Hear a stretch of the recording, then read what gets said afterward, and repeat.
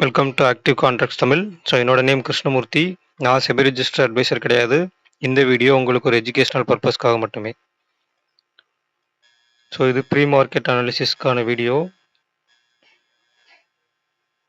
ஒரு சின்ன அப்டேட், அதாவது இன்றைக்கி நம்மளுக்கு 27 மார்ச் இண்டெக்ஸ் ஃபியூச்சர்ஸ் நமக்கு 23,380 க்ளோஸ் ஆகிருக்காங்க.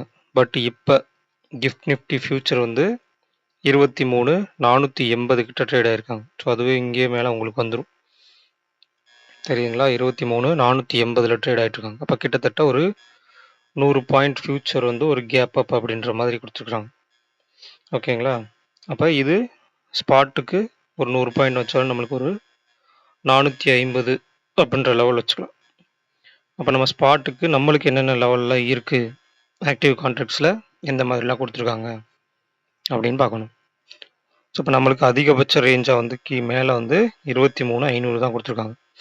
அப்போ 23,450 ஓப்பன் ஆனால் கூட 500 அப்படின்றது ஒரு ரெசிஸ்டன்ஸாக இருக்கும். இஃப் இன்கேஸ் 500 பிரேக் பண்ணிட்டா அடுத்தடுத்து என்ன மாதிரி லெவல் போகிறதுக்கு வாய்ப்புகள் இருக்குது அப்படின்றத நேற்று நம்ம ஒரு ஸ்ட்ராங்கில் கால்குலேட் பண்ணி எடுத்திருந்தோம். அதாவது 300 put option and 400 call option. அப்போ 400 கால் ஆப்ஷனுடைய க்ளோஸ் 115 அப்படின்னா 515.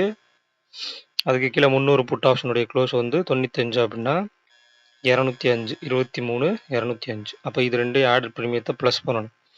அப்போ கிட்டத்தட்ட நம்மளுக்கு 220 கிடைப்பாங்க. அப்போ 23,400 ப்ளஸ் 220 23,620 ஃபஸ்ட்டு அந்த ரேஞ்ச். ஓகேங்களா? அதுக்கு அடுத்து இந்த இந்த ஐடிஎம் இது கீழே இருக்கணும். அதாவது ஐடிஎம் கால் ஆப்ஷன் ஒன்று இருக்குங்களா, 23,300. ஸோ நமக்கு அதுக்கு மேலே தான் க்ளோஸ் வச்சுருக்காங்க. அப்போ 23,300 ஐடிஎம் கால் ஆப்ஷன் அதனுடைய க்ளோஸ் 171னா 23,471க்கு மேலே சஸ்டெயின் ஆனால் மட்டுமே தான் மார்க்கெட் அப்சைடு போகிறதுக்கான வாய்ப்புகள் இருக்குது. அதர்வைஸ் மார்க்கெட் ஒரு சைட் வேஸ்லேயோ இல்லை கீழே போகிறதுக்குமே சான்சஸ் இருக்குது. ஸோ இதை கொஞ்சம் கேர்ஃபுல்லாக கவனித்து பார்க்கணும். அடுத்ததாக இம்ப்ளைடு வாலட்டிலிட்டி. ஒரு மார்க்கெட் ஒரு கேப் அப் அப்படின்னு நடைபெறும்போது இல்லை ஒரு கேப் டவுன் அப்படின்னு நடைபெறும்போது இந்த இம்ப்ளைடு வாலட்டிலிட்டியில் ஒரு மாறுதல் இருக்கும்.